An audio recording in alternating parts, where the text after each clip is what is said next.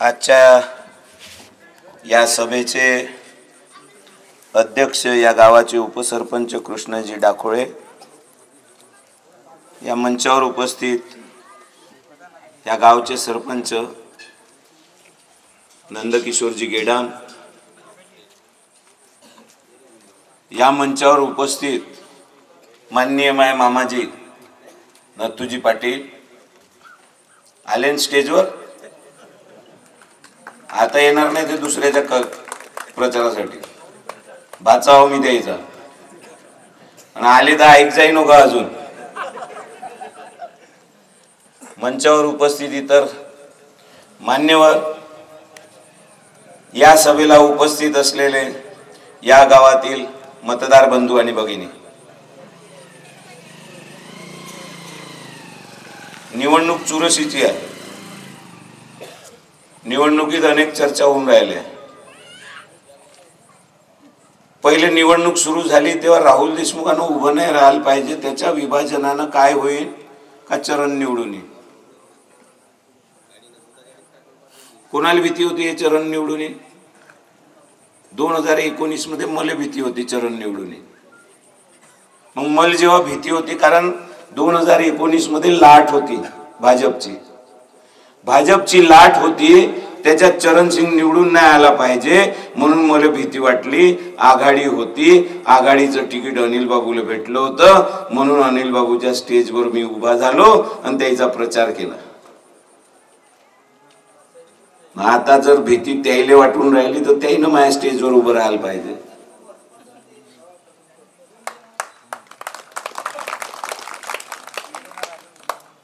अरे यावेळी मला भीती नाही वाटून राहिली, कारण भाजपच्या विरोधात रोष आहे, भाजपच्या विरोधात लोक आहे, महागाई वाढलेली आहे, कास्तकाराचे वाली नाही आहे हे साऱ्याच्या लक्षात आलं आहे. बेरोजगारी भयंकर प्रमाणात वाढलेली आहे, सरकारी नोकऱ्या बंद आहे, रोजंदारी प्रमाणे कॉन्ट्रॅक्ट बेसिसवर नोकऱ्या देणं सुरू आहे. एवढंच नाही, इथंच नाही, महाराष्ट्रातच नाही तर भाजपचं सरकार केंद्रात आहे तर तिथं मिलिटरी मध्ये सुद्धा कॉन्ट्रॅक्ट बेसिसनं घेणं सुरू आहे. कॉन्ट्रॅक्ट बेसिसनं मिलिटरीत घेत असते का? 12,000 रुपये महिना दिला आणि चीनवाल्यानं त्याला 25,000 दिलात, मग तो गोळ्या कुणावर मारल?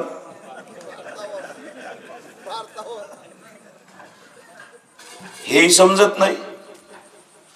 सारं समजते, खाऊन गोबर केलं आणि ढोबर हातात आलं आहे म्हणून नोकऱ्या देऊ शकत नाही, म्हणून पगार करू शकत नाही, म्हणून कॉन्ट्रॅक्ट बेसिसवर घेणं सुरू आहे.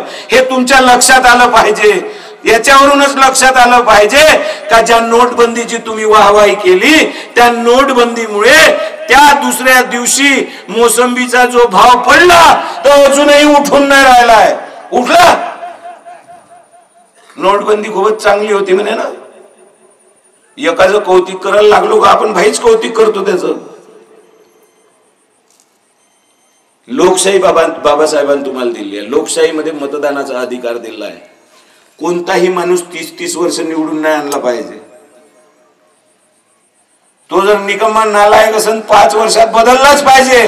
त्याच्यासाठी लोकशाही आहे.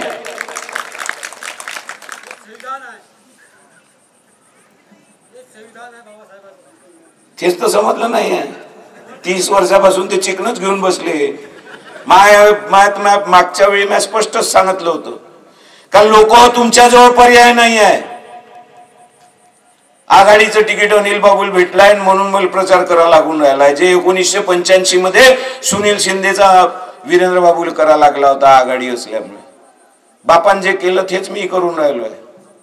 आणि मी तुम्हाला स्पष्ट सांगितलं होतं लोक तुमच्या समोर पर्याय नाही, पर्याय 2च आहे, एक गुवा आणि दुसरं शेण आहे. माझ्या बापान सांगितलं गुवापेक्षा शेण बरं कमीत कमी सडा सारवण्याच्या कामी येते. आणि त्याच्या तोंडावरच सांगितलं त्याच्या स्टेजवर. काही तारीफ नाही केली मी अनिल देशमुखाची खूपच कामाचा आणि साजरा दिसते म्हणून. मी पुन्हा हे सांगितलं लोकायला का लोक तुम्ही म्हणता ना यानं 25 वर्ष काम नाही केलं, अजून 5 वर्ष या काम नाही करणार. पण उबारडे चोर लेडे निवडून पाठवण्यापेक्षा हे निरुपद्रवी बरं. या गावामध्ये या क्षेत्रामध्ये 2 नंबरचे धंदे नाही वाढले पाहिजे या क्षेत्रामध्ये गांजा अफीम चरसचा धंदा नाही वाढला पाहिजे, दारूचे अवैध धंदे नाही झाले पाहिजे, याच्यासाठी वचक असला पाहिजे. म्हणून तो गुंड प्रवृत्तीचा चरण ठाकूर, ज्याचा इतिहास गुंडागर्दीचा आहे. मी नाही म्हणत, आमचेच पूर्वज सांगते, म्हातारेच सांगते, साऱ्याने पाहिले आहे. अब मेरे को आमदार बनाओ म्हणते, मैं काश्तकारों का उद्धार करूंगा, काश्तकारों के लिए काम करूंगा, काश्तकारों का कल्याण कर दूंगा. करान का त्याला आमदार? तुम्हाला माहित आहे का त्यानं वावरातला संत्रा सुद्धा चोरलाय कास्तकाराचा, मोसंबी चोरली आहे. एवढ्यानंच मन नाही भरलं. राजू राजनेला ओळखता, इथं रघवी समाजाचे लोक आहे. राजू राजनेला ओळखता सोनोलीच्या, त्याच्या विहिरीवरचा पंप चोरताना या चरण ठाकूरले रंगे हात त्याच्या वडिलांनी पकडलं आणि त्याला त्या उभारीनं मारलं. म्हणून राजू राजने हा भाजपचं काम करणारा चरणले तिकीट भेटलं म्हणून आपलं काम करून राहिला. हे धंदे, हे चोट्टे धंदे करणारे, कास्तकाराला त्रास देणारे, आता सांगते का आमदार बनवतो मी, तू वाली होणार आहे, कास्तकाराचे प्रश्न सोडवणार आहे. अरे एक संस्था दिली ना कास्तकाराची तुमच्या हातात. कृषी उत्पन्न बाजार समितीचे काटोलचे तुम्ही सभापती आहे. मग एमएसपी प्रमाणे इथं खरेदी केली पाहिजे, एमएसपी प्रमाणे तिथं रेट चार्ट लावला पाहिजे. कोणत्या उत्पादनाची काय एमएसपी आहे तो चार्ट लावत नाही. एमएसपी प्रमाणे त्या एपीएमसी मध्ये खरेदी होत नाही. मग एपीएमसी मध्ये तुमच्या सभापती असण्याचा काय फायदा आहे? तुमचं धोरण तर सारं व्यापाऱ्याच्या फायद्याचं आहे, शेतकऱ्याच्या तर आहे नाही. शेतकऱ्याच्या फायद्याचं जर धोरण नाही आहे आणि तुम्ही एपीएमसीच्या सत्तेच्या मार्फतच धोरण व्यवस्थित राबवू शकत नाही, तर तुम्हाला काऊन आमदार करायचं, काऊन करायचं? याच्यासोबत इराणी राहते, याच्या पोरीवर अतिप्रसंग केला, याच्या पोरीचा खून केला या महाजनच्या. धनगर समाज आहे ना इथं, या समाजाचा प्रश्न नाही आहे, या कोणाच्याही पोरीबाळीचा, तुमच्या आमच्या पोरीबाळीचा आहे. या प्रश्न उचलायचा नाही, याचे प्रश्न विचारायचे नाही, सत्ताधाऱ्याला विचारायचे नाही, सत्तेमध्ये भाजप आहे त्याला विचारायचे नाही, पोलीस स्टेशनच्या विरोधात मोर्चा काढायचा नाही. मोर्चा काढला तर तुम्हाला पोलीस 150 पोलीस रात्री उचलाले ते माझ्या घरी आले होते. हिम्मत झाली नाही राहुल देशमुखाच्या कॉलर पर्यंत हात टाकायची, हातभर फाटली. रात्री वापस गेले, मग सकाळी मी म्हटलं काय येतो म्हणून तेव्हा गेलो. फक्त 2 तास बेल भेटेपर्यंत अंदर होतो, तर 2 तासात पूर्ण बाजार बंद झाला आणि 10,000 लोक रस्त्यावर उतरले. अनिल देशमुख आपल्या भाषणात सांगून राहिला का त्या पोरीच्या प्रकरणामध्ये मी काटोलले गेलो आणि मी खूपच पॉप्युलर असल्यामुळे लोक रस्त्यावर आले. अबे तू पॉप्युलर होता, तू स्वतः जेलात गेला तर किती लोक रस्त्यावर आले? सुनील केदार पॉप्युलर होता, तो जेलात गेला तर किती लोक रस्त्यावर आले?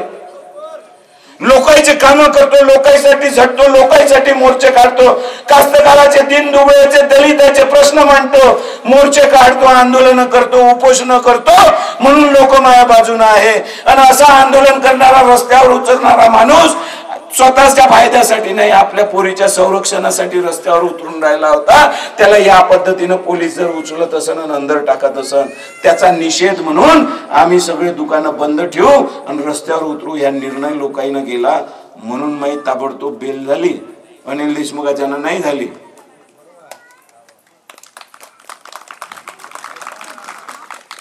तुमची ताकद असते, तुम्ही मतदान करता, तुमच्या एका मतामध्ये ताकद असते, कोणाला वरत नेऊन बसवायचा आणि कोणाला पाडायचा. काय मस्त उमेदवार उभे आहे ना, हे आमच्या गावाचं चोट्टो उभा आहे ते 4थी नापास, अनिल देशमुखाचं पोट्टो उभा आहे ते 12वी, मी उभा आहे LLB.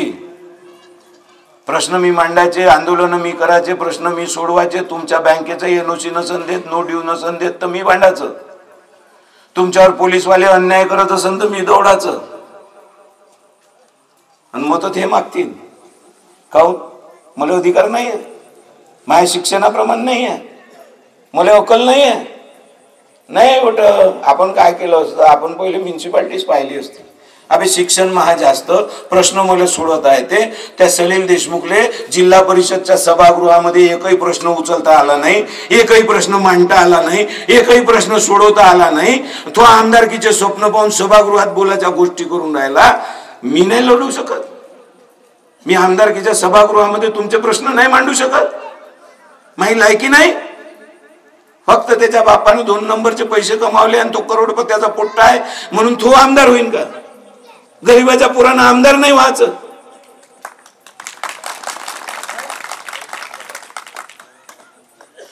सारच येणार आहे तुमच्यासोबत, सारं.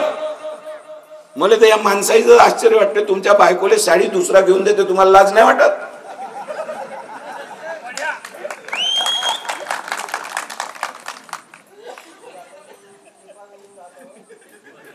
काऊन?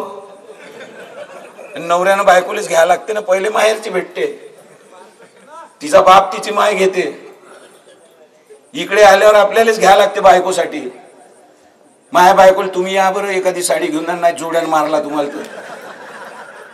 माया मनगडात ताकद आहे माय बायको पोसाचा, आणि ते 60 रुपयाची साडी. साड्या वाटणारे आमदार होणार आहे. पैसे आहे हरामाचे, वाटून राहिले, साड्या वाटून राहिले. आजच नाही घडलं. 1995 मध्ये अनिल देशमुखांनी साड्या वाटल्या. 2019 मध्ये तुम्ही ज्या श्रद्धेनं अनुसूया मातेच्या अंगावर साड्या चढवल्या, त्या साड्या चरण उतरवून वाटल्या. इलेक्शन मध्ये मत भेटलं पाहिजे म्हणून. चरण साड्या वाटते, अनिल साड्या वाटते, जिचकारचं पोट्ट साड्या वाटते, अनिल दारू वाटते, चरण दारू वाटते. याही दारूच वाटणार आहे. याच्या बापाने एकच फॅक्टरी उघडली नागपुरात देशी दारूची. भिंगरियन संत्रा माहित आहे ना, त्याच प्रॉडक्ट होय. पेजा दारून मर जा. त्याला काय मत पाहिजे? 4 दिन की चांदनी आणि फिरकाली राहते. कुत्र विचारणार नाही तुम्हाला 4 दिवसानंतर दारू पितं का, मटण खातं का, चालतं का धाब्यावर. कर महाप्रचार. हे घे 500 रोजचे घेत जा. हरामाचे पैसे देणार आहे. मत विक जा नका. मत विकणं म्हणजे इमान विकणं आहे. माही जे चर्चा करून राहिले की नाही, आज बसन, उद्या बसन, तसा बसन, असा बसन, परवा पॅक होईल. मी तुम्हाला एक सांगतो, पैसे घेऊन उठणं, पैसे घेऊन बसणं, पैसे घेऊन झोपणं, या वेश्येचा धंदा आहे. मी वेश्या नाही आहे.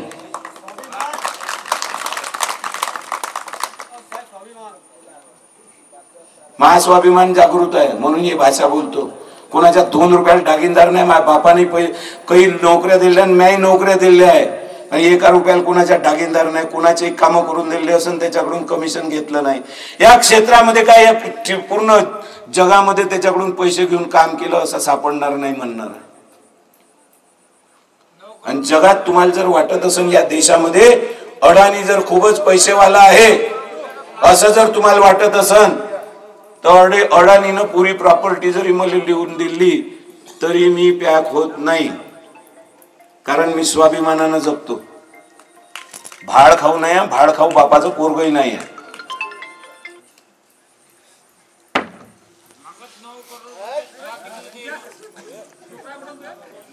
9 करोड रुपयात मी तर फॉरेनला राहायला गेलो असतो. करोडो रुपयाची जमीन दान दिली माझ्या बापानं. झोपडपट्ट्या बसल्या अर्ध्या जमिनीवर. स्मशानभूमी सुद्धा दान दिली आहे. आज करोडोची जमीन आहे. आणि त्या चुलीतल्या ठेवल्या शिरसावडीच्या अंदरच्या, जिथं जायला रस्ता नाही आहे. या बाहेरच्या मेन रोडवरच्या दान दिले. त्याला कलेजा लागते, लोकांसाठी कळवळ लागते, लोकांसाठी तळमळ लागते. ज्याला लोकांची कळवळ आणि लोकांची तळमळ असते तो लोकांसाठी दान करते. सांगा अनिल देशमुखानं, रणजित देशमुखानं, या ठाकूराच्या बच्चानं किती एकर जमीन कोणाला दान दिली आहे एक तरी उदाहरण? हे तर दाबून राहिले पारडशिंगाच्या आजूबाजूच्या जमीन. अनुसूया मातेचं नाव सांगते, संस्थेचं नाव सांगते, संस्थेच्या नावानं खरेदी करायची आहे म्हणते, खरेदी लागते राजू ठाकूरच्या नावानं. आहे का नाही आहे?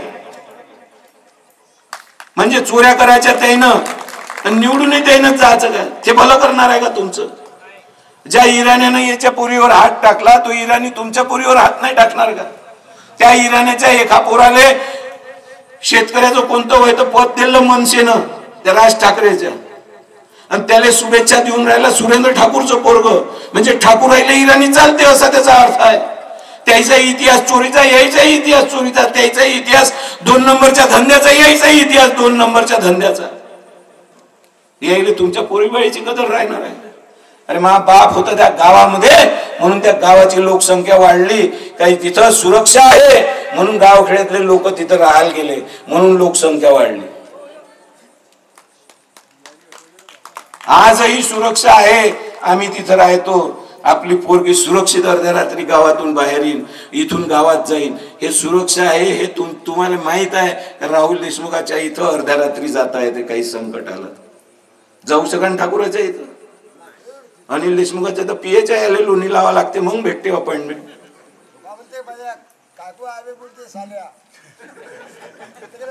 हे परिस्थिती आहे. माझ्या इथं तर कोणी येते कॅबिन मध्ये साडसूड घुसते, आपले प्रश्न सांगते, आपले अडचणी सांगते, सोडवण्याचा प्रयत्न करतो. 2 रुपये मागत नाही कोणाला, कायले आला म्हणून चिडचिडी करत नाही. यायला कामच नाही करायचे. यायचं आपलं जमलं, हे निवडून गेले, फोकनाड्या मारते, यो करेन त्यो करेन. अनिल देशमुखानं प्रत्येक इलेक्शन मध्ये कारखाना आणतो म्हटलंय, आणला. आशिष देशमुखानं आणला कारखाना, त्यानेही आणतो म्हटलं होतं. फडणवीसने कारखाना आणतो म्हटलं होतं, आणला.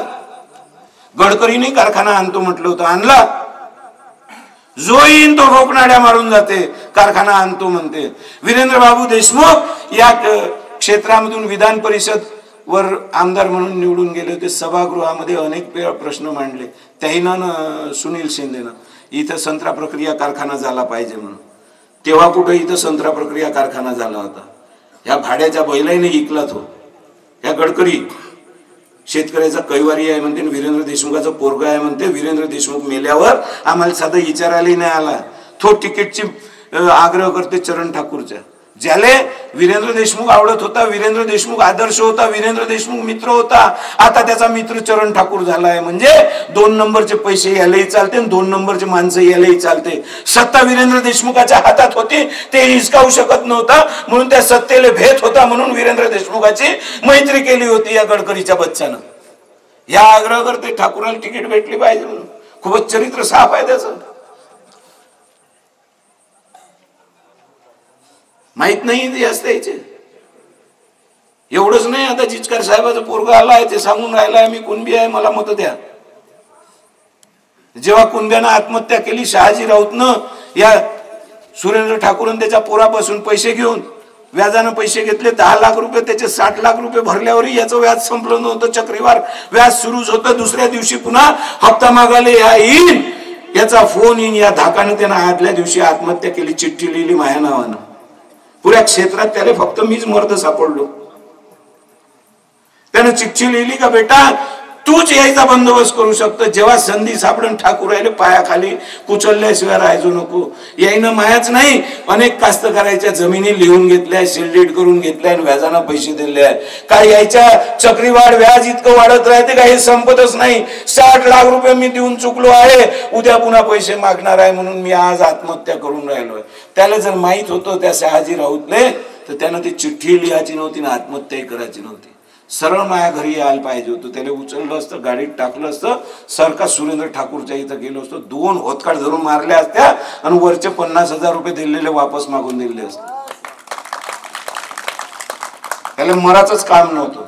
तुमचे कोणाचे असेल तर सांगा, नाही आणि त्याच्या इथून तर म्हणजा. अनिल देशमुखाच्या इलेक्शन मध्ये मुन्ना ठाकूरच्या घरात घुसलो होतो मी, पैसे वाटप करत होता. एकटाच होतो मी, नाही भेट कोणाच्याच बापाले. 2 म्हातारे होते माझ्यासोबत, सुरेश परबत आणि बाबू जोशी. मुन्ना ठाकूर खालची पान वर्त नाही केली घरात जोपर्यंत होतो तोपर्यंत. हिम्मत नाही आहे. स्वच्छ जो माणूस राहते ना त्याच्या इमानाला भेटे दुसरा. हे ताकद त्याच्यात आहे का? आता अनिल देशमुख माझ्यासोबत असताना चरणले फोन करे, वाढदिवसाच्या शुभेच्छा तुला, कोरोनामध्ये खूपच छान काम करून राहिलं तू. म्हटलं एक तर माझ्याची लाड नाही, त्याच्याशी लाड. यायला मत पाहिजे. चांगल्या माणसाचे राहे का वाईट माणसाचे राहे, ह्या निवडून गेला म्हणजे झालं. उद्या हे पॅक होऊ शकते. आणि मी तुम्हाला सांगतो, जे काही राष्ट्रवादीवाले तुम्हाला भीती दाखवत असेल ना का या विभाजनामुळे आता चरण निवडून येईल, भाजपची लाट गेली आहे. भाजपनं जो तितंबा या महाराष्ट्रामध्ये 50 खोके बाकी सब ओकेवाला केला आहे, त्याच्यापासून लोक विटले आहे. महागाईपासून लोक विटले आहे, कास्तकाराच्या प्रश्नातून लोक विटले आहे. लोकायले बीजेपी पाहिजेच नाहीये, बीजेपीच्या एंटी लाट आहे. चरणसिंग काय आहे हे मी 5 वर्ष आधीच सांगितलं आहे. त्याच्यामुळं चरणसिंगही पाहिजे नाही. कोणत्याही गावात जा तुम्ही, चरण नाही पाहिजे म्हणते. चरणले मतच नाही भेटणार आहे, मग तो निवडून कसा येईल? यानं 30 वर्ष काहीच नाही केलं अनिल देशमुखानं, म्हणून त्यानं ते बोयताट पोट्टो जे उभं केलं त्यालाही मतदान करणार नाही या लोक. तिसरा पर्याय शोधून राहिले या लोक. तिसरा पर्याय कोण आहे? जोऱ्यानं सांगा ना. तुम्ही बोला तेव्हाच मला मत भेटले असं समजीन मी, नाही तर मार बोंबलतून मत टाकतच नाही. हे 1995च्या इलेक्शन सारखं इलेक्शन आहे, आर या पारच. पुन्हा पस्तावा येऊ देऊ नका का 2-4 हजारानं पडला म्हणून. कॅल्क्युलेशन मला माहित आहे. खूप जवळ फाईट आहे. अनिल देशमुखाचं पोरगं लय दूर आहे, 3ऱ्या नंबरवर आहे. सगळ्यात हे लक्षात ठेवलं पाहिजे. अनिल देशमुखाचं पोट्ट काहून दूर आहे? अनिल देशमुखाला 67,000च्या वर मत कधीच नव्हते भेटले. मी त्याच्या स्टेजवर चढल्याबरोबर 97,000 झाला, म्हणजे 30 माहे आज मायनस झाले. अनिल देशमुख स्वतः उभा नाही आहे म्हणून 10,000 मायनस झाला. अनिल देशमुखाविषयी राग आहे म्हणून अजून 10,000 मायनस झाला. झाला का नाही झाला? मग कायचा रेस मध्ये आहेत हो, तर हे मायनस होऊन राहिले. हे चरणकडे चालले का माझ्याकडे आले? माझ्या राष्ट्रवादीवाल्याशी संबंध चांगले आहे का नाही आहे? मग फाईट मध्ये कोण आहे? आपली फाईट भाजप सोबत आहे आणि खूप क्लोज आहे. ते वाढवायची आहे तुम्हाला सरसकट. जर तुमच्या गावात सुरक्षा पाहिजे, 2 नंबरचे धंदे नाही पाहिजे. बटन मस्त भेटले आहे. 1 नंबरवर अनिल बाबूची घड्याळ आहे.